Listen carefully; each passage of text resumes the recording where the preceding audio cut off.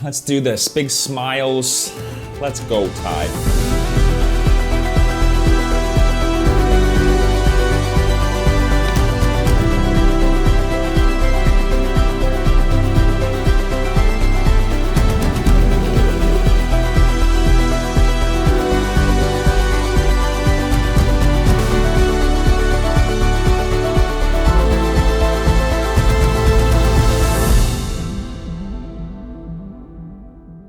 So I assume the reason you clicked on this video is because you're headed to the Philippines and you don't know how much it's gonna cost and do I even have enough money to go? Well, welcome to my world. So for this reason, I threw together a little video to help you budget your way through the Philippines and give you some tips and tricks on, how to not spend too much money while you're in the Philippines. Now, before I get started, I just want to say that it's obviously going to vary from person to person how much money you will spend in the Philippines. And it kind of depends on what your interests are. For some, it's going to be a little bit more expensive, but if you know what you're doing, you shouldn't spend too much money while you're there. This video is called 5 Ways to Travel to the Philippines on a Budget. But let's not waste any time and we're gonna jump right into number 1. Starting it out at number 1, we're gonna be talking about the least interesting topic, and that is transportation. So unlike other countries in Southeast Asia, the Philippines is a bit different because it's made up of so many islands. It's not like Vietnam where you can just hop on a sleeper bus, say in Hanoi, and drive all the way down to Ho Chi Minh on one bus. So for that reason, the Philippines becomes a little bit more expensive because obviously if you're getting from island to island, you're going to need to either take a boat or fly. Now, from my experience, I've taken a couple overnight ferries of like 20 hours and you're sleeping in these really tight little rooms on a very uncomfortable bed. So we decided to opt for flying instead because it's a much comfier and quicker way. But yes, it obviously comes with a bit of a bigger price tag. So if you're anything like me, you don't like to plan too much of your trip in advance, but in the Philippines, I'm sorry, if you want to save money, you're gonna have to book a couple flights before you go, because if you end up booking a flight while you're there to the next location, it can definitely be almost double or even triple the amount, say if you were to book it 3 or 4 months in advance. For my flights, I always like to go to Skyscanner or Google Flights. These two websites are great because they scan all the airlines and basically pick out the cheapest flights for you. So once you have your flying all figured out, obviously you're gonna need transport while you're on these islands. There are many ways to get around when you're on the island, but our 2 favorite ways were, number 1 was renting a tricycle, and number 2 was actually just renting our own scooter. Depending on where you are in the Philippines, the price will obviously vary from place to place.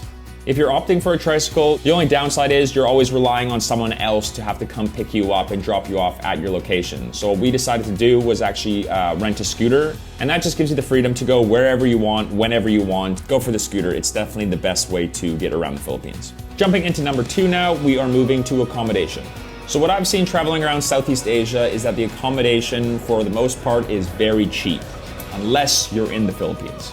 Say you're in Bali or you're in Thailand and you rent a big villa or get an Airbnb with a bunch of friends. Usually sometimes those can only cost 50 USD if you're getting this huge place. But in the Philippines, you're not gonna get as good as bang for your buck as other countries. So if you're on a tight budget, I'm gonna give you 2 options here. The first option is travel with 3 or 4 people. My sister came and I was with Anik and me, obviously. So there was 3 of us. So that really helped with the accommodation because we were able to rent rooms with, say, 3 beds or 2 beds. And that just makes it cheaper because you get to split the cost of the room, and the room really doesn't cost that much more if you have multiple beds in it. Or option number 2, if you're traveling by yourself, just stay in hostels. There are some super beautiful hostels in the Philippines, but they will end up costing you around 20 to 30 USD per night. But some of these hostels are super beautiful, and if they're in a good location, yes, they will be a little bit more expensive. But because there was 3 of us on the trip, we actually only stayed in a hostel 2 or 3 times. We always went for a hotel room with multiple beds or an Airbnb, because it was just cheaper for us because there was more of us. So number 3, now we are moving into the more exciting categories. Now we are talking about food. Now before getting into number 3, I just want to get one thing straight. Back home when I was telling people I was traveling to the Philippines, everyone was saying, oh wow, it's so beautiful, but the food is not going to be that great. I'm here to say that that is absolutely not true. Yes, it may not be as good as, say, Thai food or Vietnamese food, but if you know the right spots, the food is very delicious and it can be very affordable as well. Obviously, if you're eating in, say, El Nido or Coron, which are the most touristy spots in all of the Philippines, and you're Googling TripAdvisor #1 restaurant, yeah, it's gonna be a little bit more expensive. But if you stick to the more local food from the markets and stay out of the super touristy spots, yeah, you're obviously gonna find much cheaper food. So we were spending around 7 to 10 USD per person per meal, which isn't too bad really, but we were definitely not always eating the local food. We were going to nicer restaurants and splurging a little bit. So this can vary a lot depending on where you go for food, obviously. But yeah, we could have definitely got it for cheaper if we ate more local. So number 4 now, and we are talking about drinking and partying. So if you're anything like us, you enjoy to have a drink time to time when you're traveling in these tropical paradises. It can definitely get very, very expensive in other Southeast Asian countries if you like drinking a lot, but luckily for you, in the Philippines, it is so cheap. Most beers you buy from restaurants and bars go for, say, 1 USD to 2 USD, and that's in restaurants and bars. You can get them for much cheaper in the grocery stores. And cocktails would probably range from 3 to 5 USD per cocktail, which is just crazy to me. If you like having pre-drinks before you go out, you can literally buy the whole bottle of local rum for around 2 USD for the whole thing. It's insane. Some of the hostels and bars we saw actually do free drinks for an hour or two, say at like 7 o'clock or 8 o'clock, just to get people in because the rum is so cheap. Free? Pineapples. For 30 minutes? Let's go. I've literally been to bars where a single rum and coke will cost 2 USD, a double rum and coke will cost 1 USD, and a triple rum and coke will be 50 cents because the rum is cheaper than Coca-Cola, which is insane.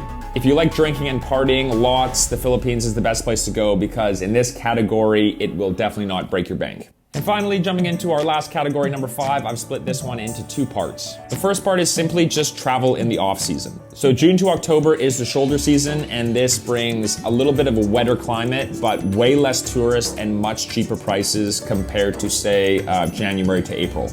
If you don't mind a bit of rain, definitely head to the Philippines in the shoulder season because, yeah, your money will go a lot farther. And the other part of this category is just to take advantage of the free attractions there are in the Philippines. The Philippines is definitely one of the most beautiful countries I have ever traveled to in my whole life. There are so many beautiful beaches you can go to, and yeah, obviously they're free. When you're in the Philippines, obviously going on excursions and boat tours are a must-do, but they can be a little bit more expensive.